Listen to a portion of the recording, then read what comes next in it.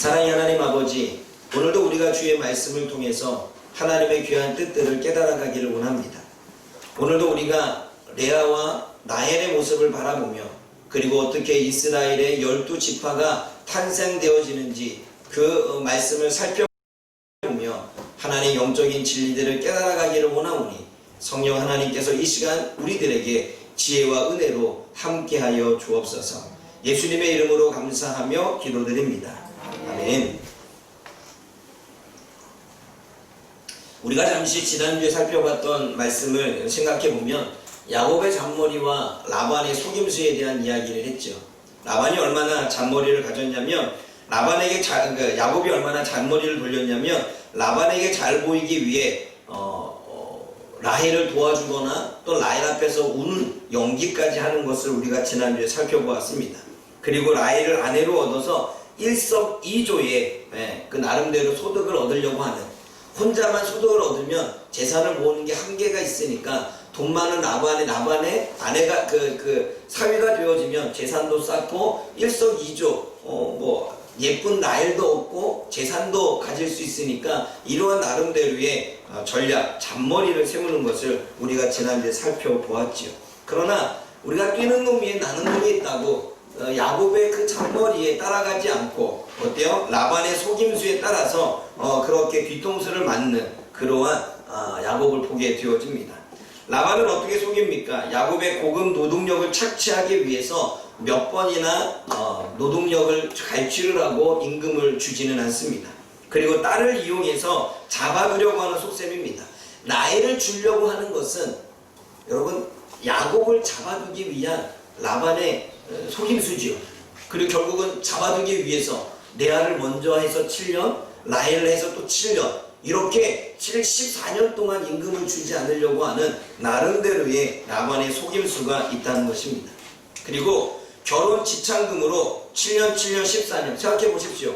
결혼 지참금으로 많은 걸 받아야 되는데 그 지참금을 받는 것보다 노동력이 더 나은 것 같아요. 그래서 14년이라고 하는 노동력을 지참금으로 대신 받아서 자신의 돈이 나가지 않는 이러한 나름대로의 속임수를 해서 야곱의 노동력을 착취하는 라반의 모습을 우리가 지난주에 살펴보았습니다.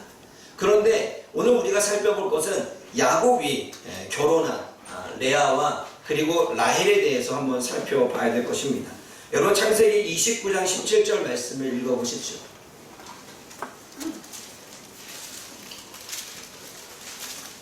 혹시나 다른 성도들이 오면 알아서 사역자들은 다른 방으로 가세요. 알았죠? 그분들이 예배를 드릴 수 있게끔. 네. 우리 함께 17절 읽어봅니다. 17절 18절 시작.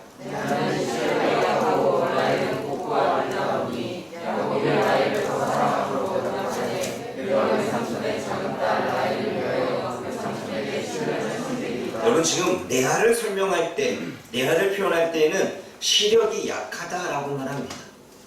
그런데 여러분 시력이 약하다라고 하는 이 단어가 부족하다, 약하다 이런 두 가지 의미를 가지고 있습니다. 그래서 학자들은 어떻게 해석하냐면 이렇게 해석합니다.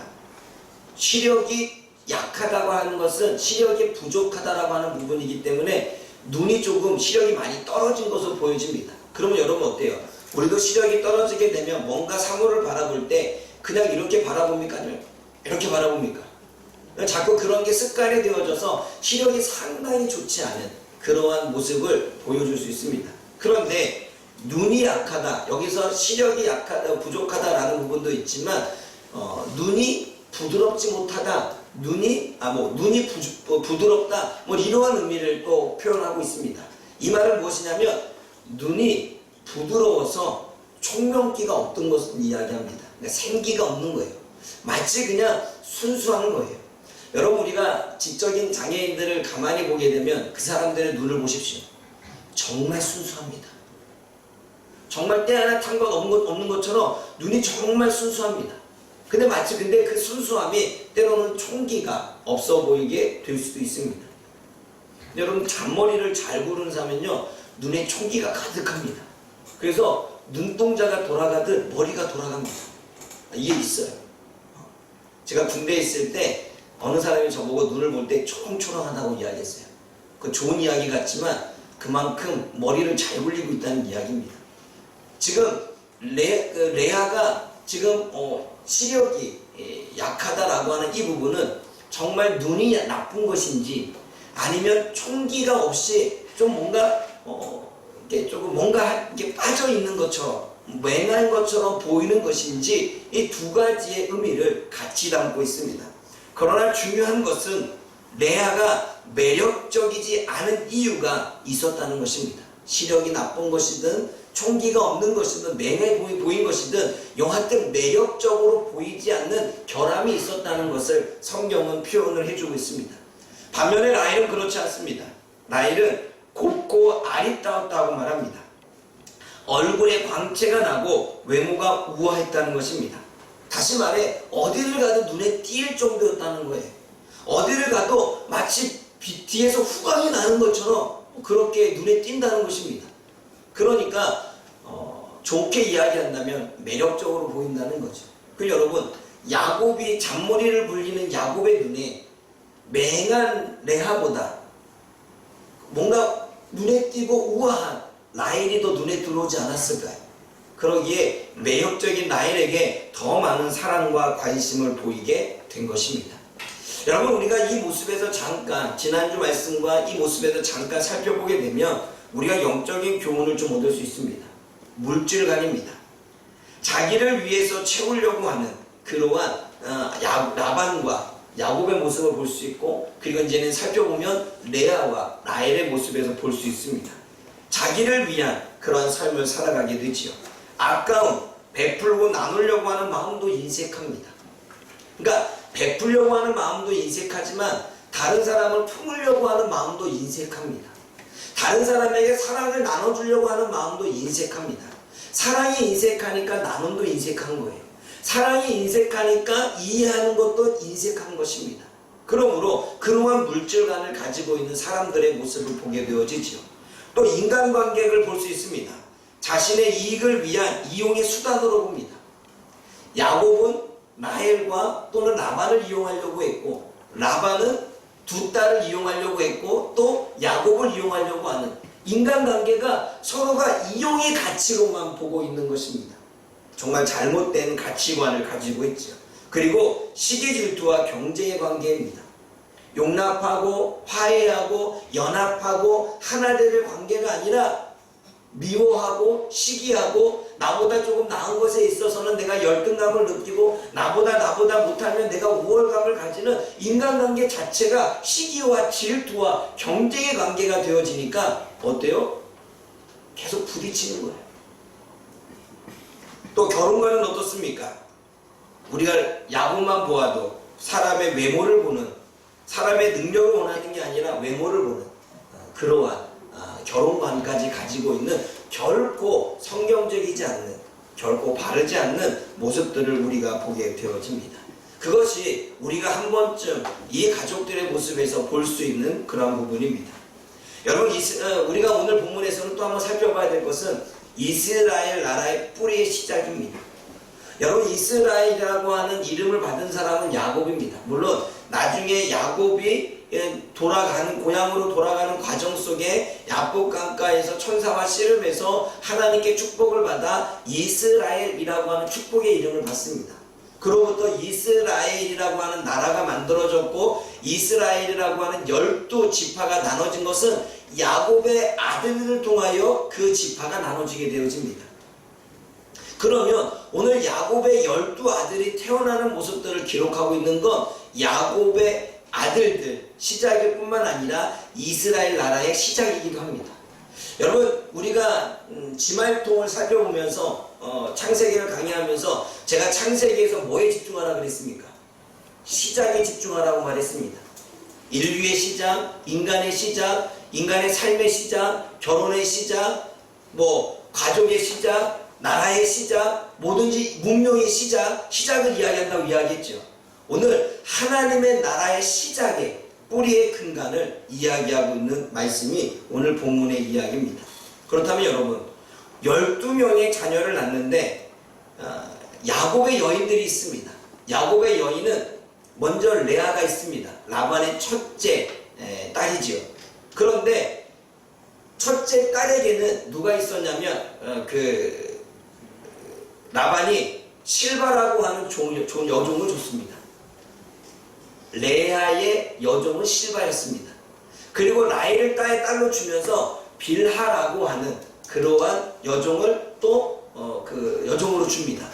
그런데 이 네 명이 다 야곱의 여인들이 되어집니다. 여인들이 되어지는 이유를 잠시 살펴보면 이렇습니다. 하나님이 레아에게 은혜를 주어서 레아가 자녀를 출산하니까 라헬이 시기를 합니다. 그래서 자기는 출산을 못하니까 자신의 여종인 빌하를 어때요? 안에 첩으로 줍니다. 그래서 그 첩을 통해서 자녀를 낳으려고 하죠. 그랬더니 또 그렇게 해서 자녀를 낳으니까 레아가 또 시기합니다. 시기하니까 자신의 여종을 또 누구한테 줍니까? 실바를 야곱에게 줍니다. 야곱이 또 그를 통해서 자녀를 낳게 되지요. 그러다 또 하나님이 라헬의 오래된 그 가슴 아픔의 기도를 들으시고 라헬의 태를 여셔서 그렇게 4명의 여인이 야곱의 여인이 되어졌고 그를 통해서 12지파가 탄생되는 이야기가 오늘 본문의 이야기입니다. 그렇다면 여러분, 우리가 12명의 자녀들을 하나하나 살펴보면서 하나님이 우리들에게 무엇을 말씀하시는지 우리가 한번 생각해 보기를 원합니다. 첫 번째로 우리가 자녀를 볼 때 여러분 32절을 읽어보십시오. 31절과 32절 읽어봅니다. 시작.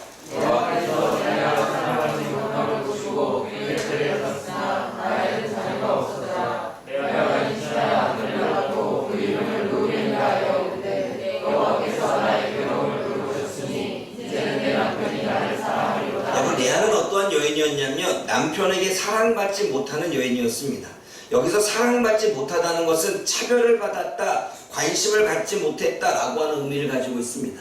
매력적인 라헬에게만 야곱이 관심을 보였지 레아에게는 전혀 관심을 보이지 않았습니다.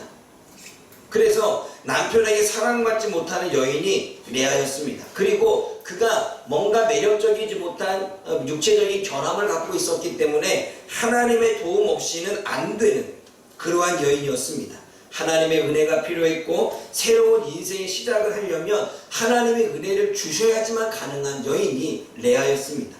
그런데 그 여인에게 하나님의 은혜를 주시지요. 그 은혜가 무엇이냐면 자녀들을 주는 것입니다. 그게 첫째가 루벤이었습니다. 여러분, 루벤이라고 하는 각각 자녀들의 이름의 뜻이 있는데 루벤이라고 하는 자녀의 이름의 뜻은 라와 벤이 합쳐져서 루벤이라고 나옵니다. 라벤, 루벤 같은 의미를 가지고 있습니다. 라라고 하는 것은 보다 라고 하는 뜻을 가지고 있고 벤이라고 하는 것은 아들이라고 하는 뜻을 가지고 있습니다. 그래서 이 뜻을 해석하면 이렇습니다. 보라, 아들이다 이 말입니다. 또는 조금 더 의역해보면 한 아들을 보라 라고 하는 것입니다. 거기에 더 나아가 하나님께서 나의 괴로움을 보시고 나에게 아들을 주셨다, 보라 아들이다 라고 하는 나름대로의 의미를 레아가 붙이고 있는 것입니다. 그러므로 여러분, 루벤이라고 하는 이름의 뜻은 보라 아들이다 이런 의미를 가지고 있습니다. 한 아들이다, 하나님이 나의 괴로움을 보시고 아들을 주셨다 이러한 의미를 가지고 있죠.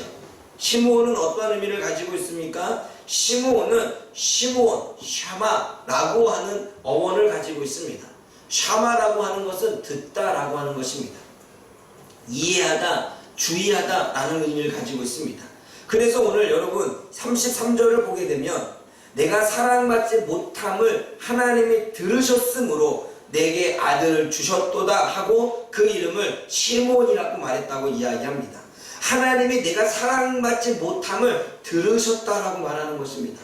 아마 레아가 기도를 했겠지요. 그 기도를 들으셔서 아들을 주셨다라고 말해서 샤마 들으셨다라고 하는 마음을 가지고 있습니다. 또 다른 의미에서는 이해하다라고 하는 마음을 가지고 있기에 하나님이 시므온을 이해하고 시므온의 마음을 이해해서 그 고통을 들으셔서 아들을 선물을 주셨다라고 하는 의미를 가지고 있는 것입니다. 그러면 34절에 기록된 레위라고 하는 뜻은 무엇입니까? 레위라고 하는 뜻은 연합하다라는 뜻을 가지고 있습니다. 즉, 내 남편이 이제는 나와 연합하겠다, 왜? 내가 계속 남편에게 아들을 낳아주니까 그 아들을 낳는 건 기업이 되고 재산이 되어지니까 그렇게 남편이 나를 사랑해주고 나에게 마음을 주지 않을까라고 하는 마음으로 남편의 마음이, 남편의 몸이, 남편의 육신이 나와 연합되어졌다라고 하는 이름을 표현하고 있습니다. 34절 말씀 읽어보십시오. 34절입니다. 시작. 그가 이사야 아들을 낳고 이르되 내가 그에게 새 아들을 낳았으니 내 남편이 지금부터 나와 연합하리로다 하고 그의 이름을 레이라 하였으며. 나름대로 여러분 이 이름을 들을 때마다 레아의 마음이 느껴지십니까? 그리고 또 유다라고 하는 자녀를 낳게 됩니다. 여러분 유다라고 하는 것은 예후다, 즉 감사하다, 찬양하다 라는 뜻을 가지고 있습니다. 하나님이 자녀에게 마치 손을 들어주셔서 라헬보다 부족한 나, 매력 없는 나, 남편에게 관심 없는 나에게 하나님 계속 자녀를 주시니까 하나님 감사합니다, 하나님 찬송합니다 라고 하는 그 고백을 하고 있는 것입니다. 내가 이제는 여호와를 찬송하리로다. 하나님은 찬송받기에 합당하시다 라고 하는, 근데 여러분 여기에는 손을 들다라고 하는 의미도 있습니다. 다시 말해 하나님이 내가 감사하는 이유는 나일과의 경쟁에서 내 손을 들어주셨다, 이런 의미를 가지고 있는 거예요. 그러기에 감사하다. 그럼 좋은 의미예요, 좋지 않은 의미예요? 별로 좋지 않은 의미예요. 여러분 35절 말씀 읽어보십시오. 35절 시작. 그가 이사야 아들을 낳고 이르되 내가 이제 여호와를 찬송하리로다 하고 이로 말미암아 그가 그의 이름을 엘리바라 하였고 그의 출산이 멈추었더라. 네 명의 자녀를 낳고 나서 출산이 멈췄는데 라헬이 시기를 해서 비라를 첩으로 주지요. 그래서 자녀를 낳는데 나중에 레아가 또 자녀를 낳게 되어집니다. 그래서 그 자녀가 레아의 몸에서 난 자녀가 또 있는데 뒤에 보게 되면 나옵니다. 누구냐면 바로 18절과 20절에 기록된 이사갈과 스불론입니다. 그래서 이사갈과 스불론을 먼저 살펴보려고 합니다. 여러분 이사갈을 보게 되면 이사스카스라고 하는 뜻을 가지고 있습니다. 이사스카스. 그런데 이 뜻이 무엇이냐면 보상하다, 또 삭시 있다 이 말입니다.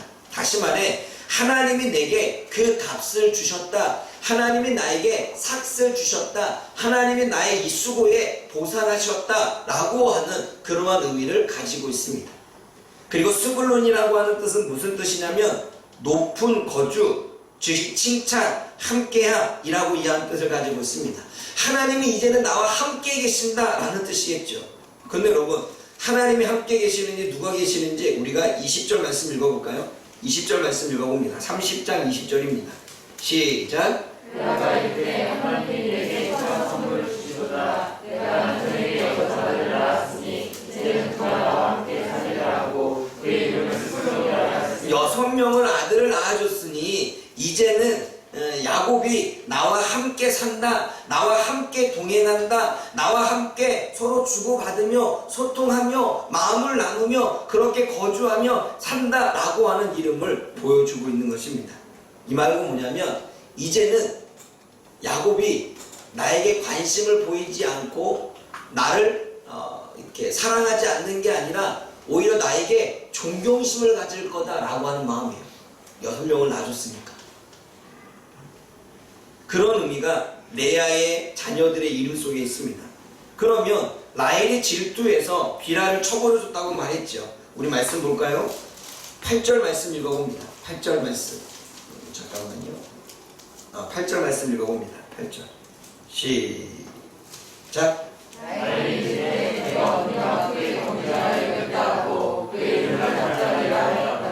납달이라고 하는 이름이 있지만 그 전에 단이라고 하는 또 자녀를 출산합니다. 바로 전구절에 있습니다.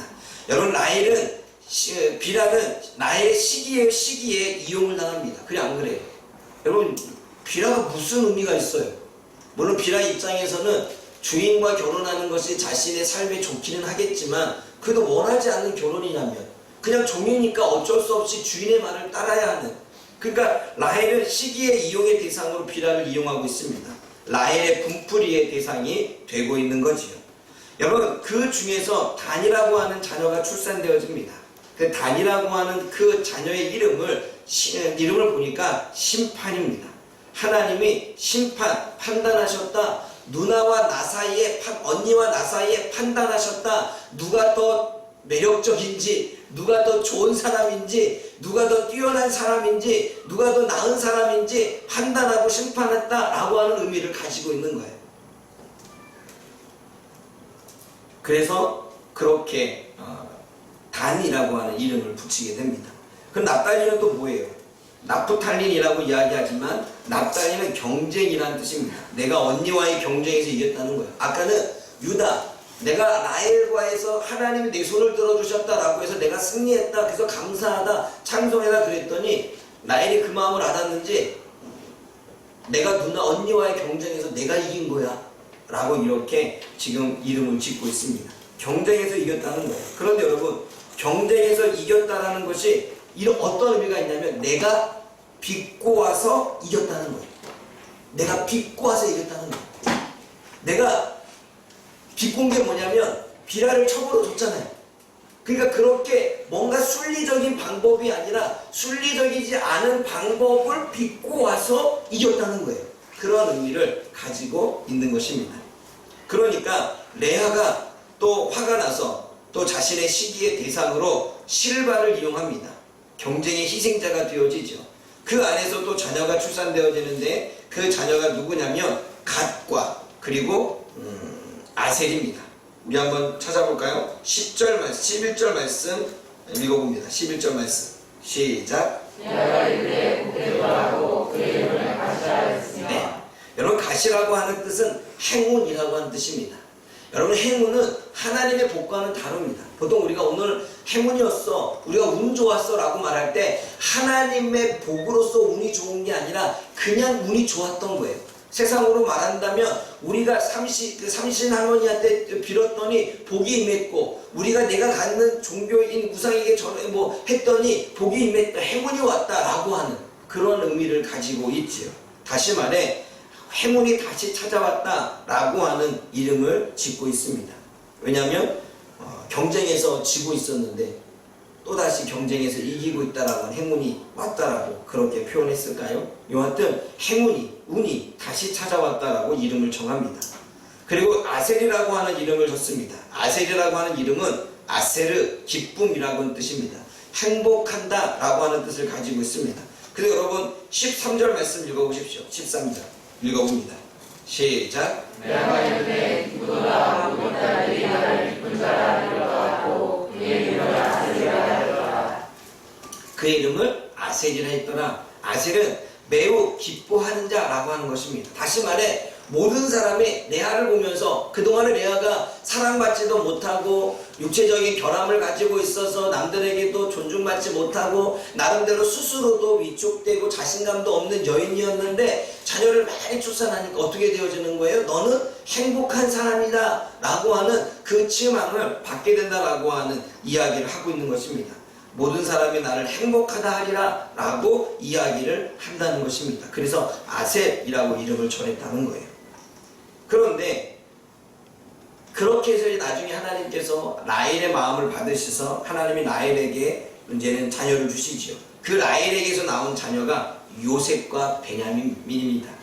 그래서 12명이 채워지게 되죠. 라헬은 많은 것을 가졌음에도 만족을 모르는 여인이었습니다. 그리고 시기와 질투의 인생으로 인생을 살아가는 모든 게 경쟁이었고 모든 게 시기였습니다. 도대체 마음에 무슨 상처가 있었는지 다 시기와 다 질투와 다 경쟁이라고 하는 마음으로 살아왔던 거예요.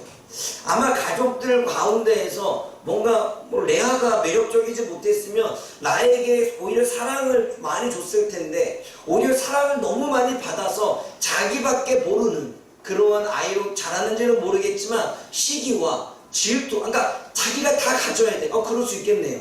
보면 두 가지지요.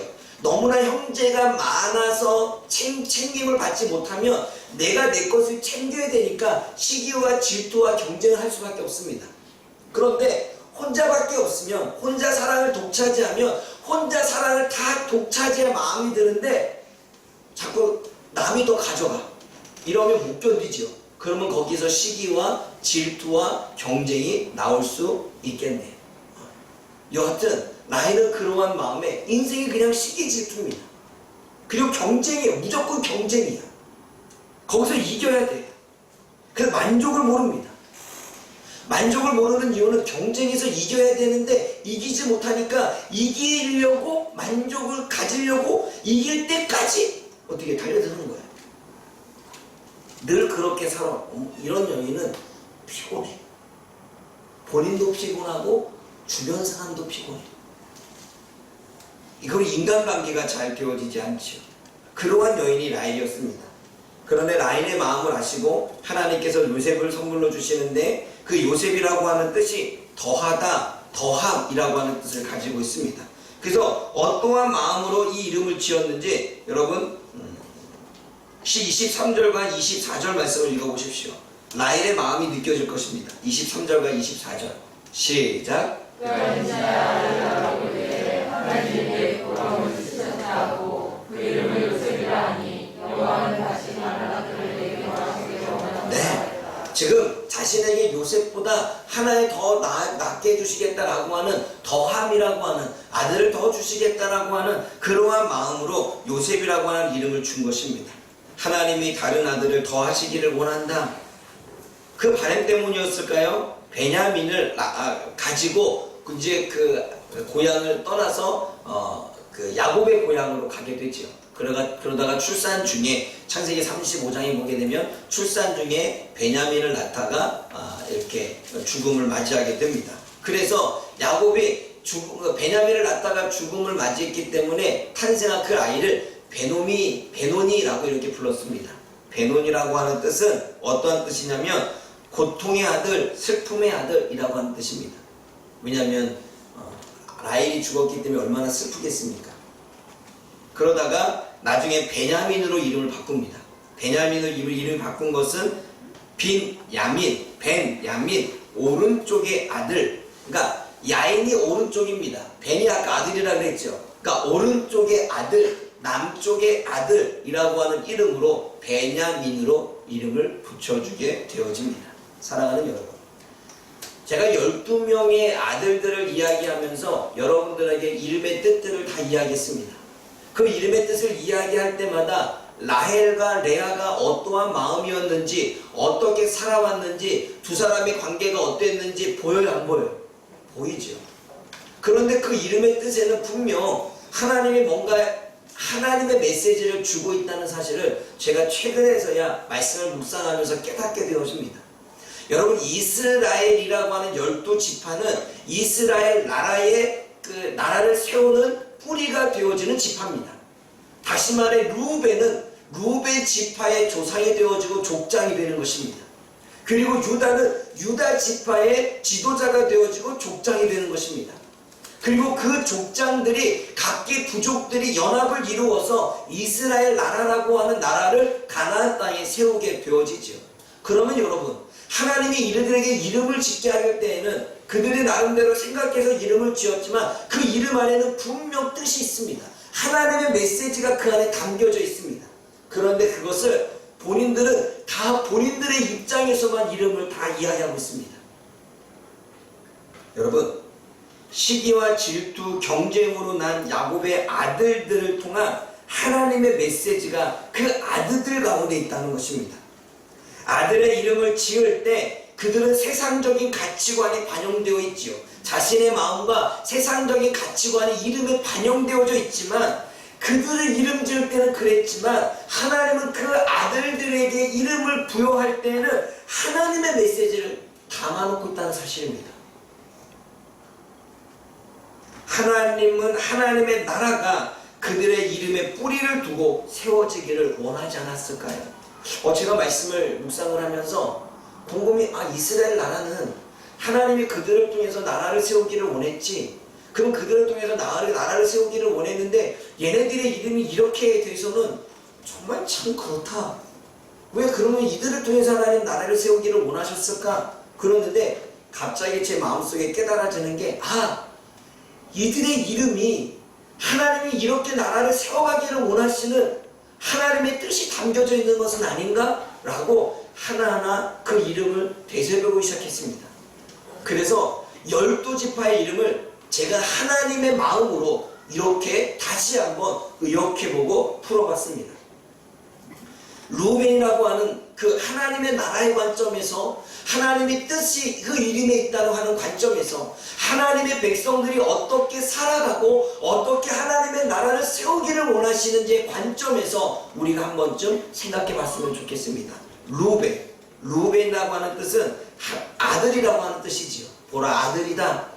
하나님의 나라, 하나님의 아들이 되어지기를 원했다는 거예요. 나는 너의 하나님이고 너희는 나의 백성이다. 나는 너희의 아버지고 너희는 나의 자녀다. 루벤은 나는 너의 아버지고 너는 내 자녀다라고 하는 의미, 하나님은 그 의미를 그 이름 속에 담아두고 있지는 않을까. 시므온은 하나님이 고통을 들어주신다는 거예요. 그런데 이스라엘 백성들의 역사를 보면 하나님이 출애굽시킬 때 이스라엘의 고통을 들으셨습니다.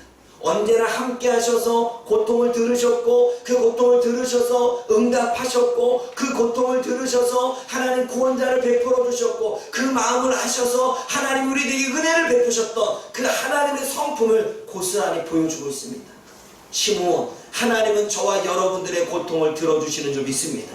하나님은 아들 되어지고 자녀 되어지고 백성 되어지는 저와 여러분의 고통의 소리를 샤마, 시므온 들으시는 줄 믿습니다. 레위는 하나님과의 연합, 지금 레아는 남편과의 연합을 이야기하지만 여러분, 성경에 아내와 남편의 관계를 성도와 예수님으로 비유하고 있죠. 그래서 신랑이신 예수님, 신부 대 성도라고 이야기하잖아요. 둘이 연합되고 결혼되어짐을 이야기합니다. 레위라고 하는 뜻은 하나님과 연합되기를 원했던 거예요. 남편과 연합이 아니라 하나님과 연합되어지고 하나님과 하나 되어지는 그 마음이 그 안에, 이름 안에 담겨져 있는 거예요. 하나님은 지금도 저와 여러분들이 하나님과 하나 되어지기를 원하고 있습니다. 하나님과 생각이 하나 되어지고 마음이 하나 되어지고 하나님과 함께 동행해야지, 마치 에녹처럼 동행하는 삶, 연합된 삶, 하나 된 삶을 하나님은 원하고 있는 것입니다. 하나님의 백성들이 그렇게 되어지기를 원하고 있는 거예요. 세상 속에 살고는 있지만 하나님과 마음이 하나 되기를 원하는 거예요. 세상에 살아가고 있지만 하나님과 뜻이 같이 되어 동행하기를 원하시는 거예요. 네 번째는 유다입니다. 오직 하나님께 찬송하고 오직 하나님께 감사하기를. 여러분, 우리가 하나님이 우리를 창조하시는 이유는 모든 영광을 하나님 앞에 돌리기 위해서이기에 우리가 주어지는 모든 삶에서 누리는 모든 것들에 대한 감사와 찬송을 하나님께 올려드리기를 하나님은 원하고 있다는 것입니다.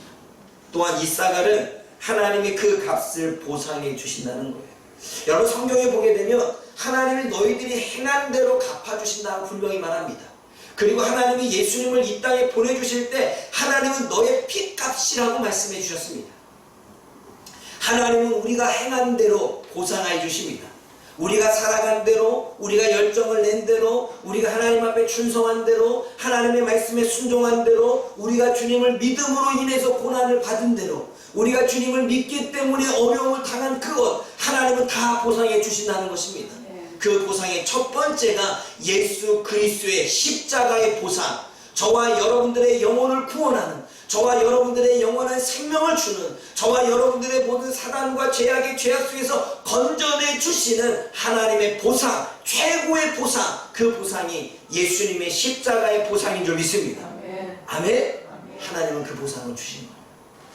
또 스불론은 레위와도 같겠지만 하나님과 함께 살자, 즉 남편과 함께 살자가 하나님과 함께 살자, 동행한다 이미지죠. 여러분, 일주일 동안 누구랑 사십니까? 물론 여러분들은 서로가 부부끼리 같이 살겠죠. 가족들이 같이 살겠죠. 그럼 또는 친구들과 살 수도 있고, 왜냐하면 동행이니까. 사랑하는 여러분, 그 가운데 저와 여러분들이 늘 하나님과 함께 살아가기를 원합니다. 그러기에 우리가 외롭지 않은 거예요. 지금 내가 살고 있는 가정에 누구랑 함께 있는 거예요? 하나님과 함께.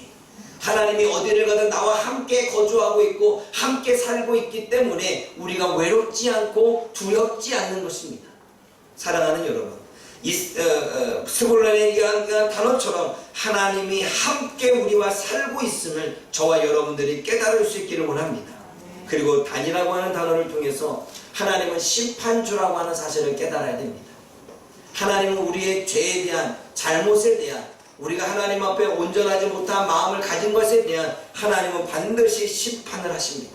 그러기에 우리는 두렵고 떨리는 마음으로 주님을 경외하며 살아갈 수밖에 없는 것입니다. 납달리는 무엇입니까? 경쟁하다인데, 여러분, 에베소서 6장에 우리는 혈과 육에 대한 싸움이 아니오라고 말할 때 이 경쟁은 싸움을 이야기합니다. 여러분, 우리의 싸움은 누구의 싸움입니까? 형제와의 싸움입니까? 서로가 성적을 잘 내기 위한 경쟁과 싸움입니까? 내가 믿음이 좋다, 네가 믿음이 좋다, 그런 경쟁에 대한 싸움입니까? 네가 더 인정을 받느냐, 내가 인정을 받느냐, 그런 경쟁의 싸움입니까? 네가 부자가 되느냐, 누가 부자가 되느냐, 부자에 대한 싸움입니까? 그 경쟁은 쓸데없다고 말합니다. 에베소 6장에 이야기하기를 혈과 육에 대한 전쟁이 아니라 전쟁은 영적인 전쟁, 보이지 않는 것과의 전쟁인 줄 믿습니다. 우리의 경쟁은, 우리의 싸움은 사단이 되어야 되는 것입니다. 우리의 경쟁은, 우리의 싸움은 악한 영이 되어야 되는 것입니다. 그러나 지금 두 사람은 철과 육, 핏줄 나는 두 딸이 싸우고 있습니다. 옳지 않다는 거죠. 사랑하는 여러분, 저와 여러분들은 누구와 싸우며 경쟁하고 있습니까? 믿음의 공동체들과 경쟁하고 있습니까? No! 아니라는 거예요. 우리의 싸움과 경쟁은 보이지 않는 악한 영들과의 경쟁과 싸움이기에 우리는 그 경쟁과 싸움을 함께 공공의 적을 두고 함께 기도해서 싸우고 함께 중보해서 싸워야 될 줄 믿습니다. 그러기에 우리는 기도 제목이 있다면, 사단의 어려움을 통해서 우리가 괴로움을 당하고 있다면 기도를 모아야 되는 거예요. 기도는 혼자 하는 게 아닙니다. 같이 해야 됩니다. 기도를 혼자 하면 그도 혼자 하다가 사단에게 유혹돼서 잘못된 기도를 할 수도 있습니다. 그런데 내가 잘못된 기도를 하는지도 몰라요. 그래서 여러분, 기도는 함께 모으고 함께 연합을 해서 그렇게 불이 붙였을 때에 하나님의 능력이 임하게 되는 것입니다. 여러분, 성령이 임할 때 개인적으로도 임하지만 선지자의 무리가 성령의 감동이 되어지는 역사가 성경에 기록되어 있습니다. 아멘? 마가의 다락방에 임했던 성령의 역사도 무리 가운데, 성도들 가운데 임했다는 사실입니다. 그러므로 혼자 개인적으로 가정에서 기도하는 것도 좋지만 교회에 나와서 함께 기도 제목을 모을 때 그때도 성령의 역사를 경험하게 될 줄 믿습니다. 왜냐하면 우리의 싸움은 사단이기 때문에 그렇습니다. 그래서 사단과 싸우기 위해 우리가 함께 기도를 모아가기를 주님의 이름으로 부탁을 드립니다. 그리고 가시라고 하는 이름은 하나님이 복을 주신다는 것입니다. 여러분, 하나님은요, 우리에게 행운을 주는 게 아니라 복을 주시는 거예요. 여러분, 우리가 운이 좋았어가 아니라 하나님이 우리들에게 복을 주신 것입니다. 내가 운이 좋아서 붙었고 운이 좋아서 뭔가 잘 된 게 아니라, 운이 좋아서 직장이 마련된 게 아니라, 운이 좋아서 보너스를 받은 게 아니라 하나님이 우리들에게 복을 주셨기 때문에 우리가 그 은혜를 누리는 줄 믿습니다. 아멘? 행운이 아니라 하나님의 섭리와 하나님의 복이라는 사실을 저와 여러분들이 깨달을 수 있기를 원합니다. 아셀이라고 하는 이름은 하나님을 기쁘시게 하는 자가 되라는 거예요. 여러분, 갈라디아서 이런 말씀이 있죠. 네가 네 자신을 기쁘게 하느냐? 여호와를 기쁘게 하라. 예수님을 기쁘게 하라라는 말씀이 갈라디아서 말씀에 기록되어 있습니다. 사랑하는 여러분, 우리가 아셀, 하나님의 기쁨이 되어야 될 줄 믿습니다. 아셀, 내가 하나님의 기쁨이 되어줄 뿐만 아니라 내 주변의 사람들에게 기쁨이 되어야 될 줄 믿습니다. 내 남편에게 나는 기쁨이 되어줘야 됩니다. 내 가족들에게 나는 기쁨이 되어줘야 됩니다. 내 주변의 사람들에게 나는 기쁨이 되어줘야 됩니다. 그리고 우리는 하나님께 기쁨을 줄 수 있는 존재가 되어야 될 줄 믿습니다. 아멘? 그러면 여러분, 우리는 기쁨조가 되어줘야 돼요. 다른 사람들이 나를 볼 때마다 행복해하고 기쁨이 되어야 됩니다. 유익이 되어야 됩니다. 그러므로 사랑하는 저와 여러분들이 하나님을 기쁘시게 하는, 주변의 사람들에게 기쁨을 주는 저와 여러분들이 되어주기를 주님의 이름으로 부탁을 드립니다. 하나님은 요셉을 통하는 이름을 통해 하나님은 복을 더하여 주신다. 여러분 보세요. 복에 복을 더하신다 그랬잖아요. 복은 그냥 일반적으로 사람들이 누리는 복이에요. 햇빛을 받고 때에 따라 비에 내려주고 이런 일반적인 복. 그러나 복의 복은 영적인 복입니다. 불가능한 것을 가능케 한 복, 내가 기도했을 때 응답을 받는 복, 문제가 꼬였을 때 해결되는 복, 내가 하나님 앞에 간절히 구할 때 받는 복, 복의 복입니다. 그러므로 복의 복이 되기 위해서는 우리가 지금처럼 신앙생활하는 게 아니라 하나님의 복덩이가 되기 위해서, 하나님의 복의 복을 누리기 위해서 우리는 더 헌신적으로, 우리는 더 열정적으로, 우리는 더 말씀에 순종함으로 하나님을 더 기쁘게 섬길 수 있는 그러한 존재가 되어졌을 때 하나님은 영적인 복을 더 주시는 것입니다. 저는요, 일반적인 복을 받으려고 목회자가 된 거 아닙니다. 저는 복의 복을 받기를 원합니다. 제가 원하는 복은 영적인 복입니다. 그런데 영적인 복을 받으면 희한한 건 육적인 복도 풀리게 되어져 있습니다. 기도하지 않아도, 내가 원하지 않아도 하나님이 필요해서 때에 따라 공급하시고 역사하시고 풀어주는 일들을 하나님이 허락하시는 것을 경험하게 됩니다.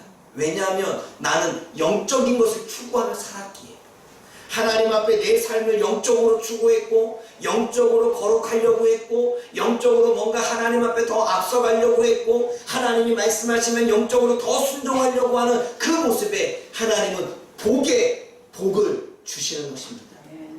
요셉, 하나님이 복을 더하여 주신다. 하나님은 하나님의 백성들에게 복의 복을 주시는 줄 믿습니다. 파주목양교회 모든 성도들이 복의 복, 육적인 복과 함께 영적인 복까지 받아 누릴 수 있기를 주님의 이름으로 축원을 드립니다. 마지막 베냐민은 하나님 오른손의 아들이라고 말합니다. 여러분 보통 우리가 오른손 하면 너무 투지요. 그렇죠. 우리가 보통 오른손 하면 보통 오른손잡이니까 많이 사용하기도 하고 필요하기도 하고 그리고 능력을 하기도 하잖아요. 힘이 더 세잖아요. 그런 의미에서 오른쪽의 이 부분은 바로 능력을 이야기합니다. 하나님의 능력의 오른손의 아들이 되라는 거예요. 여러분 왼손은요, 오른손잡이는 왼손 잘 안 쓰잖아요. 그러니 우리가 하나님이 나를 쓰시고자 원할 때 오른손처럼 쓰임을 받아야 돼요. 그래 안 그래요? 그런데 우리는 왼손이 되고자 원해. 하나님 그럴 때 저 부르지 마시고요. 하나님 그럴 때 나는 별로 안 하고 싶고요. 하나님 그럴 때 나한테 지키지 마세요. 왼손잡이가 돼서 자꾸 하나님의 능력에 쓰임을 받지 않으려고 하는 성도들의 모습들이 보입니다. 그러나 하나님은 뭐라고 말씀하십니까? 오른손이 되라고 말씀하십니다. 부족하느냐? 그래도 배워서 오른손이 되라. 하고 싶으냐? 오른손이 되라. 하나님의 능력의 손. 네가 오른손이 된다면 그 오른손이 기적을 일으키고 능력을 나타내고 문제를 해결하고 하나님의 역사를 나타낼 수 있는 그 손으로 마른 막대기와 같은 존재를 오른손의 능력의 손으로 사용되리라. 마치 모세에게 들려졌던 지팡이가 뱀이 되어지고 기적을 행할 때 쓰임받은 것처럼 너희가 마른 막대기와 아무런 능력이 없지만 내 오른손에 붙들려서 마음껏 내가 너를 사용할 때 하나님이 너를 통하여 크나큰 일을 이루어내리라 라고 하는 것이 오른손, 하나님의 오른손의 능력이 된다는 것입니다. 사도 바울은 하나님의 오른손이었습니다. 오른손이 됐기에 가까이 가는 곳마다 기적을 일으켰고 역사를 이루어냈습니다. 성령의 능력이 나타났죠. 아멘? 아멘? 별로 그러고 싶지 않은가 봐요. 적으세요. 오른손의 아들이 되고 자녀가 되고 싶은 분. 우리 온라인도 손 들어보십시오.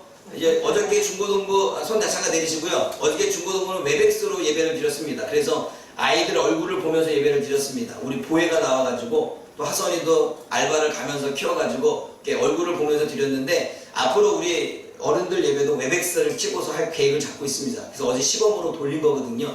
손 드는 거 안 드는 거 다 보입니다. 앞으로 알았죠? 지금은 안 보이지만 여러분 오른손의 자녀가 되고 싶은 손 들어보십시오. 이건 능력의 손이라는 얘기죠. 그럼 손 내리십시오. 오른손의 능력은 왼손보다 더 써야 해요. 하나님 일을 더 많이 해야 돼요. 그럼 다시 손 듭니다. 그래도 오른손에 넣어서 하나님의 자녀가 되고 싶으면 손 들어보십시오. 아까 들었던 사람 안 들었어. 네, 네. 어? 사랑하는 여러분, 보세요. 왼손에 하나님이 사용하실 때 하게 되면 힘도 안 들어가지요. 힘도 안 들어가니까 제대로 사용이 안 돼요. 근데 오른손은 쓰면 쓸수록 힘이 생겨요, 안 생겨요? 여러분 보세요. 얘는 한번 사용할 때 낑낑대고 힘들어서 쓰는데 얘는요 힘이 있으니까 거뜬히. 미련하고 어리석은 것은 내가 오른손이 일 많아질까봐 오른손이 되지 않고 왼손이 되겠다고 하는데, 왼손은 일 한 번 할 때마다 정말 고난과 고통과 괴로움과 힘듦과 그럼 사는 거예요. 근데 오른손은요 계속 사용하고 힘이 있기 때문에 쉽게 일을 처리합니다. 무엇이 지혜로운 것일까요? 사랑하는 여러분, 하나님은 하나님의 백성들이, 하나님의 나라가 오른손의 능력, 하나님의 오른손의 능력이 되어지고 하나님의 오른손이 되어져서 그 일들을 처리하기를 원하고 있다는 거예요. 에스겔서를 묵상하신 분은 느꼈을 것입니다. 하나님의 수족처럼 하나님께 일을 돕는 사람이 누가 있었습니까? 네 생물이 있었지요. 그 네 생물이 각기 하나님의 수족처럼 하나님의 일을 돕는 것처럼 하나님은 저와 여러분들이 하나님의 수족처럼 그렇게 하나님을 돕는, 물론 하나님을 돕지 않아도 하나님은 일을 다 하시겠지만 그래도 수족처럼 하나님의 일을 돕는 오른손에 하나님의 백성이 되어지기를 원하고 있다는 거예요. 그래서 저와 여러분들이 하나님의 오른손의 자녀가 되어져서 하나님의 능력까지 입을 수 있는 그러한 주님의 백성들이 되어지기를 주님의 이름으로 축원드립니다. 여러분, 이스라엘의 12아들들의 이름을 풀어내니까 그런 것 같아요, 안 그런 것 같아요? 하나님의 나라는 하나님이 괜히 세워가는 게 아니고 하나님이 괜히 이름을 붙여준 것이 아닙니다. 그러므로 저와 여러분들이 이 이스라엘의 12지파, 하나님의 나라의 근간, 하나님의 나라의 뿌리, 그 뿌리의 지파의 이름들을 생각해 보면서 하나님이 어떻게 지금 이 나라를 세워가기를 원하시는지를 깨닫고 저와 여러분들이 그렇게 해서 하나님의 나라를 세워갈 수 있기를 주님의 이름으로 부탁을 드립니다. 기도하겠습니다. 사랑의 하나님 아버지, 참으로 감사를 드립니다. 오늘도 하나님이 주시는 말씀을 통해서 하나님의 진리들을 깨달아갈 수 있도록 성령 하나님 함께하여 주옵소서. 오늘도 12지파의 또는 이스라엘 나라의 뿌리와 근간이 되어지는 하나님 12명의 아들들의 이름을 통해 그 안에 담겨진 하나님의 메시지를 우리가 생각해 보기를 원합니다. 지금도 우리가 하나님의 나라를 세워가야 된다고 말하는데 어떻게 하나님의 나라를 세워가야 될까요? 하나님, 이 이름들을 생각하며 하나님 우리의 가슴 속에 새기며 그 이름처럼 하나님의 나라를 세워갈 수 있는 하나님의 파주목양교회 성도들이 되어질 수 있도록 역사하여 주옵소서. 예수님의 이름으로 감사하며 기도드립니다. 아멘.